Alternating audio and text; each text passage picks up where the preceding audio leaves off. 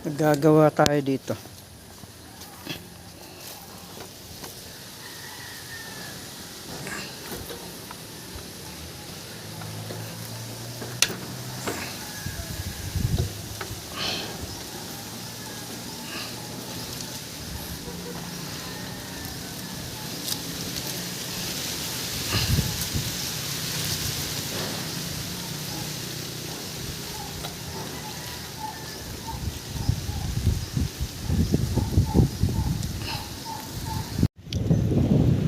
Dito ako naglagay ng antena sa ibabaw.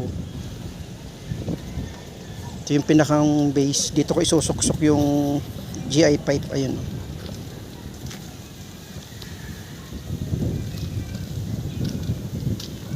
Itong cord na coax ay 30 feet.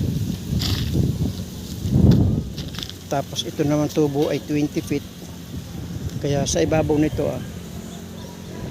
tingnan natin kung saan ang abot ng antena na to. Itong paligid nyo.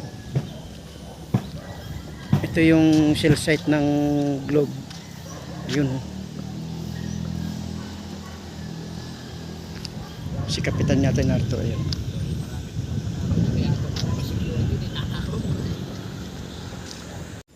Ito na, itayo ko na yung antena. Bali, itong ating building ay nasa 20 feet. Ayan. Tapos yun yung kalsada. Tapos yung ating tubo ay 20 feet. Ayan. Ito naman yung ating F23 antenna.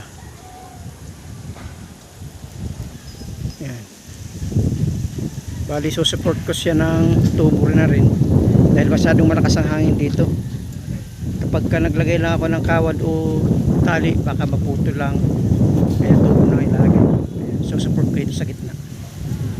Tapos nakaribit siya sa ibaba. Ayan. Nakatork sa bakal, sa semento. Sinuksok ko siya dito sa stand.